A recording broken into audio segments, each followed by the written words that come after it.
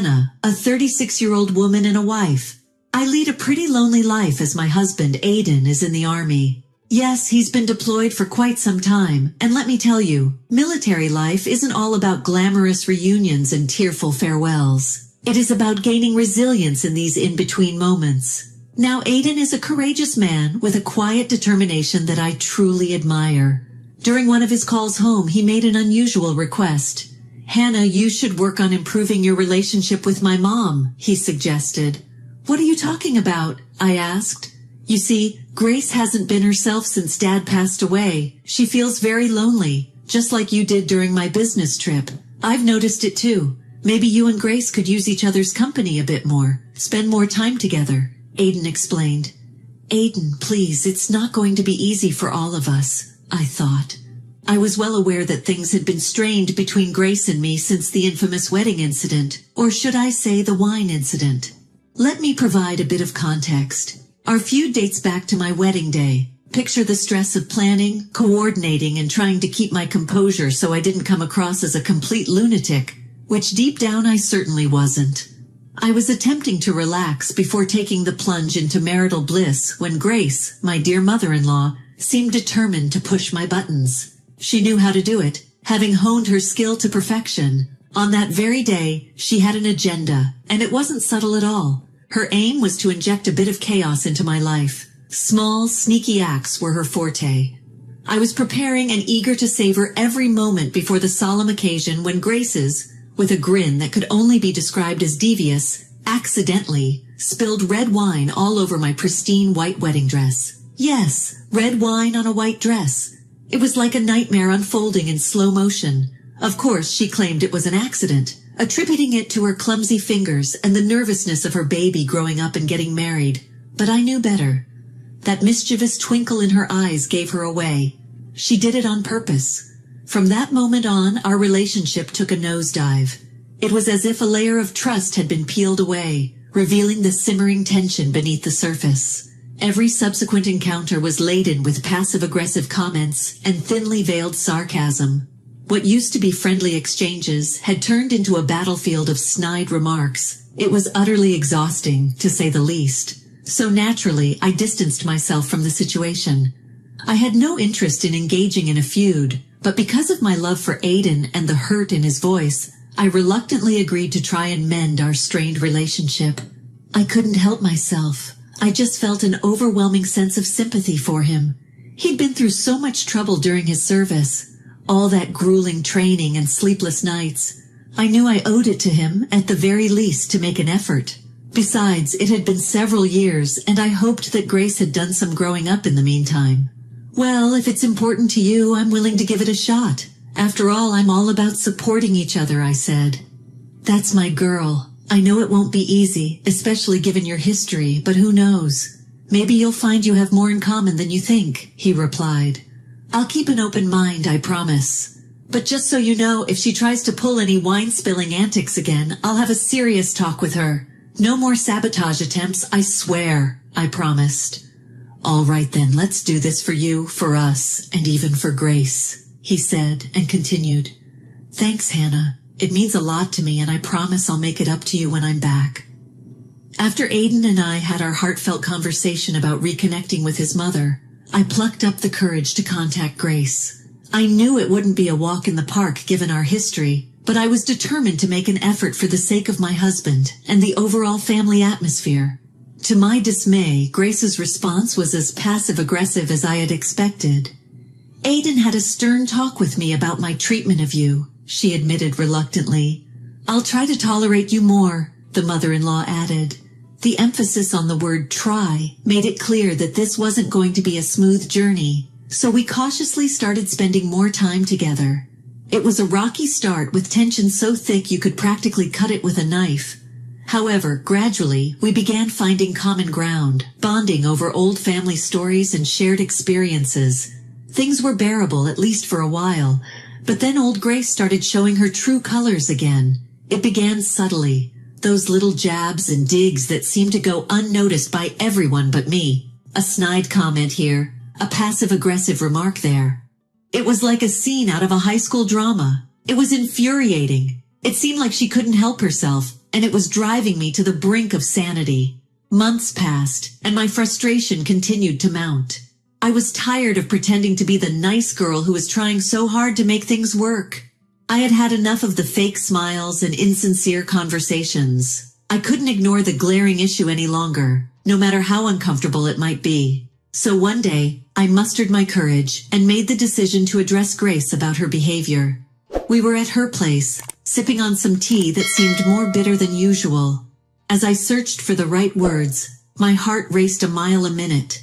Eventually, I blurted out, "Grace, I can't ignore the tension between us any longer. I thought we were making progress, but these constant jabs and digs are getting to me." Grace gazed at me with her practiced innocence, but I wasn't falling for it this time. I took a deep breath, my frustration turning into determination, and continued, "You know exactly what I mean. Honestly, I'm tired of pretending. If we're going to make this work, we need to have an honest conversation." That's when things took a turn for the worse. Our conversation escalated into a full-blown argument, with each word growing more heated than the last. Our voices became louder, and it felt as though the tension in the room was suffocating me. I was anxiously awaiting my nosy neighbor to call the police, thinking a domestic dispute was unfolding. As the shouting persisted, it struck me how deep-seated the resentment truly was. This wasn't merely about a spilled glass of wine on my wedding dress anymore. It was about years of misunderstandings, miscommunications, and a reservoir of pent-up anger. In that moment, I realized that there was no going back to the way things were. Eventually, our argument subsided, leaving the room heavy with the weight of our words. I left Grace's place that day feeling drained but strangely liberated. We had finally let it all out, and while our exchange might not have been graceful or eloquent, it was undeniably real. In the aftermath, a mix of emotions washed over me: relief, sadness, and an oddly enlightening clarity. It became apparent that certain wounds ran too deep to heal with just a few tea sessions and polite conversations. After that tense argument with Grace, I was deep in thought, sitting in my living room, the weight of all that had transpired hanging heavily in the air. I had grown weary, fed up with the ceaseless tension and bickering. It felt as if the walls of our large house were closing in on me, suffocating me with the burden of memories and unresolved issues. As the days passed, I couldn't shake the overwhelming sense of loneliness that had taken up residence in every nook of our rented home. Aiden was still dutifully serving his deployment miles away, making the house feel emptier than ever. It served as a stark reminder of how much I missed him and how vast the distance between us had become.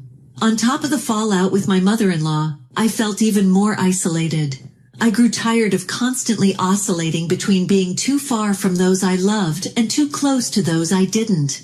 So the notion of moving began to take root in my mind. Downsizing to a smaller place felt like a breath of fresh air. It wasn't solely about saving money, although that was undoubtedly a welcome benefit. The idea was to create a more manageable, cozy space that, most importantly, would be free from the constant anxiety caused by Grace. During one of our video calls, I broached the subject with Aiden. Surprisingly, he was quite receptive to it. At that point, I hadn't mentioned the conflict with Grace. Instead, I focused on the potential financial relief the move could provide us. But then, in his characteristically perceptive manner, he asked the question I had been avoiding. "Hey babe, yes, part of me can't help but think that this also has something to do with a certain someone. Did you and my mom have another clash? Is she connected to your desire to move?" he asked. I let out a sigh, feeling a mix of frustration and relief that he had brought it up. "Yeah, it's partly about her, Aiden. I tried, really I did, but she's just so confrontational, you know? Every conversation with her feels like a battle, and I've reached my limit," I replied. Aiden nodded sympathetically on the screen. "I understand, Hannah. You've made genuine efforts to bridge that gap, but if it's causing you this much stress, maybe it's time to prioritize your own well-being. I genuinely don't understand why my mom has such a strong aversion to you. I'll do what I can, but my hands are tied up here. I love you, and I want to support you as much as I can. If that means moving, then so be it," he concluded. And there it was, his unwavering support and understanding, just as I had come to expect from him. It wasn't about fleeing from the issue, but rather finding a solution that allowed both of us to breathe a bit easier. His words reassured me that it was okay to put myself first and seek a healthier environment where I could flourish without constantly feeling on edge.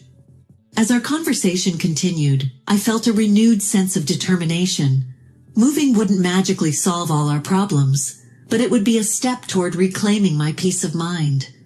With Aiden by my side, even though he was miles away, I felt empowered to make decisions that would lead us to a more positive and fulfilling future. As I surveyed our living room, I allowed myself to imagine the possibilities of starting anew in a cozier space, one unburdened by the ghosts of unresolved conflicts. I was ready to take that leap, to create a haven where Aiden and I could find solace in each other's presence without the constant weight of the negativity that had marred our relationship with Grace. Fast forwarding about 3 months, I was comfortably settled into my new, stylish apartment. It had truly been a game changer, and the feeling of liberation from the old place with its negative energy was beyond compare. My 26th birthday was swiftly approaching, and I was filled with excitement. This would mark my first celebration in my new digs, and I was determined to make it memorable. Traditionally, I'd vacate my home the night before the party, allowing my friends and family to decorate it as a surprise. However, this year called for something different. Having such a small apartment meant that I couldn't host a grand party. Instead, my friends were already there, and we were kickstarting the festivities before our early flight the next day. It was a pre-trip hangout, crashing at my place before jetting off together. Laughter and lively chatter filled the living room as we geared up for our adventure. But of course, life has its way of introducing change. Amidst all the excitement, my phone buzzed with a text from Grace. Intrigued, I checked it out and the message read, "Call me now, something important to talk about." The message was concise and urgent, leaving me wondering what was happening. I discreetly separated from the group and made my way to my bedroom to call Grace. My heart raced with curiosity and concern. "Hello, Grace. What's going on?" I asked. "I've had enough of your behavior, Hannah. What the hell is wrong with you?" Her response was abrasive and direct. "Excuse me?" I retorted. "You heard me. What's your problem? Why do you insist on trying to make my son hate me?" She persisted. "Oh, I see. You're upset because I told your son the truth," I replied, finding her accusation absurd. "What truth?" she wondered. "You're being ridiculous, Grace. I don't have time to deal with you. I'm fed up with your bitterness. I don't care that you're unhappy. Just leave me alone and let me enjoy my birthday," I finished. Unable to bear it, she blurted out, "Speaking of that, I wanted to inform you that you won't be enjoying your birthday this year. You should thank me for the heads up." Confused and alarmed, I demanded, "What the hell are you talking about?" Well, after not receiving an invitation this year, I felt a bit resentful, so I took it upon myself to contribute in my own way to make your birthday special. You see, I couldn't wait any longer. I broke into your home and destroyed everything. All the decorations, the furniture, everything is shattered. Come to think of it, I did you a favor because your friends did a terrible job at decorating this year. Honestly, it looked like a completely different person was living in that house, she stated with a smirk. My jaw dropped, shocked by Grace's audacious actions. I took a deep breath, my silence stretching out as I imagined Grace smirking on the other end of the line. Finally, she said, "Oh, it looks like I did my job and gave the birthday girl a great surprise. Happy birthday, Hannah. Hope you have a blast." I couldn't help but burst into laughter, which seemed to infuriate Grace. "Why are you laughing? What's so funny? You should be in tears right now," she puzzled. I managed to regain my composure. "Oh, Grace, you're quite the fool," I continued to giggle. "Excuse me?" she said in a confused voice. "You think you're so clever, don't you? Well, I'll admit one thing. You did manage to surprise me, that's for sure. I had no idea you could be so despicable, but you've made a colossal mistake, my dear," I continued. "Oh yeah? What's that?" Grace demanded. "That wasn't my house," I added. "Have you lost your mind or something?" she questioned, shocked. "No, Grace, but you soon will, once you realize you just broke into someone else's house and vandalized it," I uttered. I proceeded to reveal to Grace that I had moved 3 months ago. It was an unexpected revelation for her. The old house was history, replaced by a new occupant, Sheriff Adam, who was new to the area and planning to move in with his family. I had met him a couple of times and could already tell he was one of those genuinely nice guys focused on getting his new place ready for his family. As I explained all this to Grace, I sensed her mood changing. Panic began to set in, and she was starting to freak out. She had just realized that she had messed with the wrong person in a big way. Vandalizing an ordinary home was one thing, but taking on the new sheriff's house was a whole different level of audacity. I heard her shiver on the other end of the line, and I knew she was beginning to grasp the magnitude of her actions. Her voice trembled as she asked, "Oh my God, Hannah, what have I done?" I couldn't help but let out a chuckle, though it wasn't a joyful one. Well, well, Grace, you decided to mess with the sheriff's home. You're on your own with this one. I smirked. She began to cry and panic, begging me to help her fix the situation. She didn't even apologize for attempting to vandalize my home. She wanted me to reach out to the sheriff and tell him it was all a big misunderstanding. But seriously, this was just too much. Grace was facing the repercussions of her actions, and I had no intention of coming to her rescue. I had to stifle a laugh as she sobbed over the phone, lamenting that her life was ruined. I didn't feel an ounce of sympathy for her, not even a tiny bit.